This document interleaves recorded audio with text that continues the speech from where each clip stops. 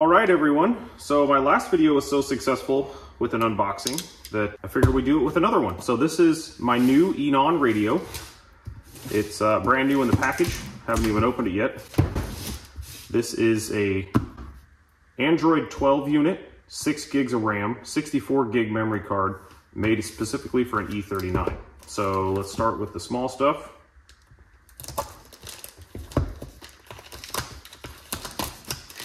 Bought this on a after Christmas deal. Came with this camera, which I assume is a camera. There it is. We've got just the most basic waterproof camera. A bunch of wire to hook it up, some double-sided tape, a couple tiny screws. That's really about all there is to that.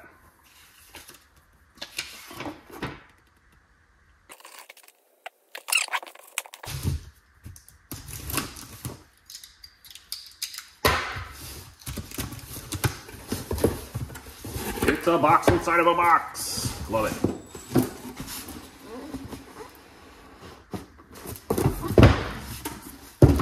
Okay. E39 A12S 6G UWG0127 is the part number.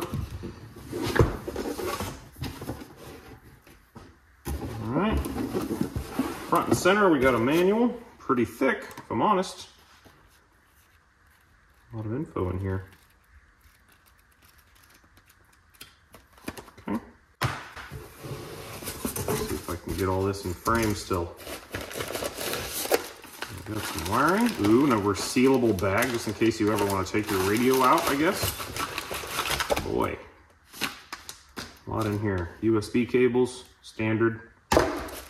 Microphone, external, standard. GPS antenna, pretty standard. A fuse and a SIM card holder, not so standard. What do we got here? Antenna adapter, standard. USB, standard. Wait, why is this a single? This one's, so this is one connector for 2 USB. This one's labeled TLS. They're both labeled TLS, but this just says USB, interesting. And then this one is one single USB with TLS on it and one single connector. Not sure why they're different. All right, and then we got the audio out, left and right. Not sure where that's supposed to go. Brake, amp control, CAN bus decoder, radio plug-in for the radio itself. We have, this must be for the SIM card.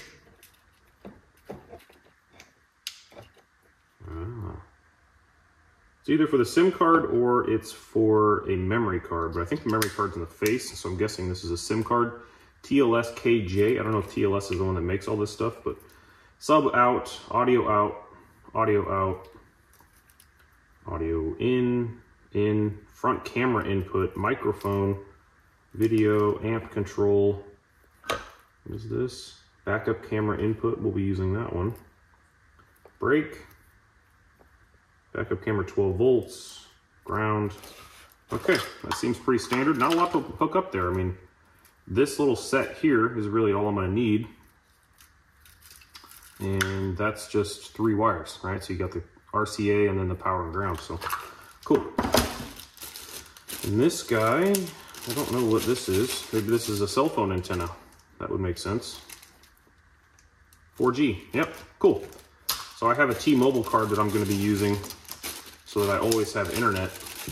Well, anywhere T-Mobile has internet. So this will be nice. This one also says 4G. So I don't know if I got 2 or if I'm supposed to have 2, but there's 2. So there's your brackets and a screwdriver actually to take out the old radio. That's cool. Double-sided tape for GPS or something, I guess. And another radio adapter. So here's the unit itself. Empty box. Cool. Be methodical here. I have to put my knife away. All right. A moment of truth. Ta-da. Rip. No, I'm not gonna rip that off. There it is. all the things. So there is no memory card in the front, like I feel like I've seen before. That's interesting. These should pop right out. They do. There we go. On the back side, we have HDMI. We have a spot for a fan, but no fan, which is interesting. Oh, there's two 4G antennas, GPS, the radio antenna, the power, and then all of the adapters. So yeah, I'm guessing that the spot that we saw is indeed for the 4G. So on the back here, we got this all plugs into the car. Filter and fuse. This is all power, CAN bus adapter. And then you got this little guy here. So if you're plugging in your SIM card, this is where it goes. I thought there was a spot for upgraded memory as well, unless this is that, or maybe it's both. Maybe it's supposed to open is this way. Ah. Okay, I'll have to play with this and see what my card looks like.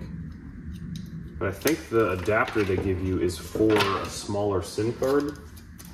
Yeah, so if you don't know, there's 3 different size SIM cards. There's traditional size, which is pretty large. It's like the size of a memory card. And then there's, I think, a mini and a micro. And I think this adapts the micro to a mini, and I'm guessing this fits inside there. So let me get the car torn apart. I would love to put some power to this, but it doesn't look like that will be easy. But we'll just do it in the car. All right, so bear with me. I'll get all this done. We'll throw it in.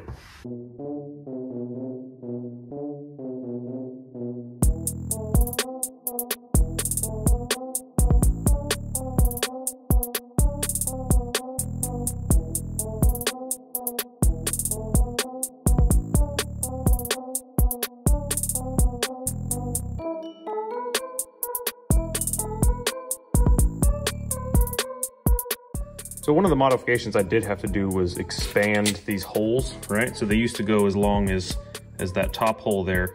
And I just used this sweet old punch that I have from my grandpa that basically you can adjust the different sizes and it forces it down into this die, which cuts the hole. This metal's thin enough that I was able to just kind of punch a couple little extenders, and then that allows the radio to sit a little further down. So they're bolted in from Eonon, they sit up really high and it leaves a gap on the bottom of the radio. So if you bring it down a little, you can kind of square it up in that space. I'll show you. So if you don't adjust the brackets, this is about where they line up, right as they're sent. It leaves a giant hole. So then when you bring the brackets down, you can kind of get it in between that space and make it fit a little bit better. So not a huge modification. If you don't have one of those punches, obviously you could go out and buy one. They're probably a little bit expensive at this point. Just a Dremel or a larger drill bit on the other side. I mean, if you put a thick washer, here, let me show you. If you were to put a larger washer on the outside of the screw head, you could really make this about as big as you want. Whatever's easy, right? Both sides. And you got to do the top and the bottom because the whole thing slides up and down. So, all right, so just in case anyone else is doing this like I am, so there's 2 antennas for the 4G signal, right? So there's one, that's what they look like. Take the double-sided tape off and you stick them somewhere. So what I did was I tried to get them one on the left, one on the right. And I stuck mine as far as I could to the left that way, and just up on the, it's basically like right here going this way, and I'm gonna try and do the other one kind of like right here away from the airbag.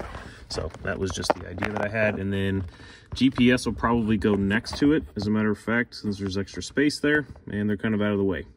So hopefully that works out. If not, I'll let you know.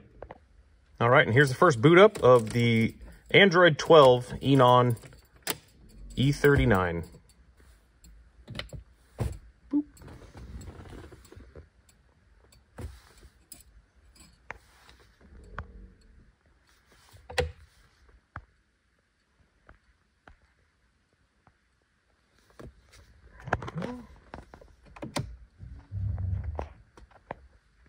Some lights here.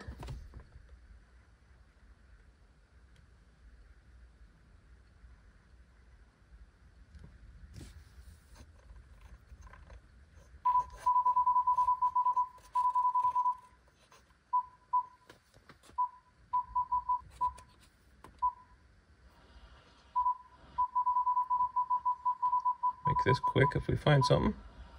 We did not. Okay. All right, let me play around, see if I can figure out how to get something going here.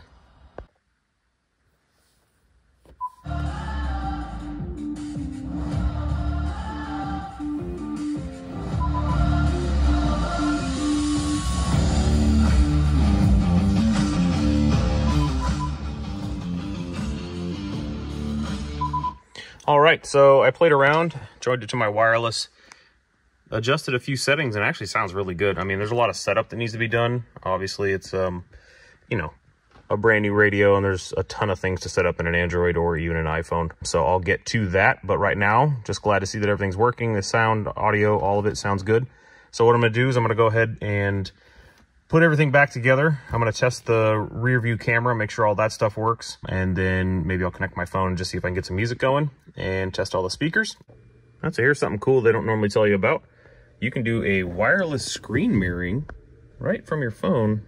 You can view all the things, send the audio and all that, as well as wireless CarPlay, which is cool. But this one's a little bit different because you can watch whatever is on your phone and then send it right to your screen. So that's pretty neat. I like that.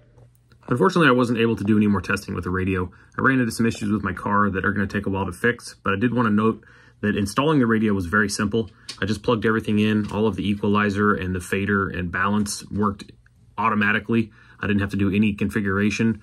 It does have a on-screen display that shows you when the back hatch is open, the hood, all the doors, which was pretty neat. There was also some car features that I didn't get a chance to play with, but I know are built in that allow you to see some of the things the car is doing. So I'm pretty happy with it so far. I definitely want to play with it some more. There's a few things I need to configure. I need to see if my air card is going to work. I was getting some issues with the T-Mobile service, but I don't have service in my house, so it was kind of hard to test with. Another thing that I had some issues with was the split screen, but I reached out to Eonon and they are confident that it should work. I just need to do a little more testing. So maybe I'll do a follow-up video, a more in-depth into the features. I know that Android 12 is definitely capable of a lot more than I'm even using it for right now, but once I get the car back running, I'll get it on the road and do a more in-depth review.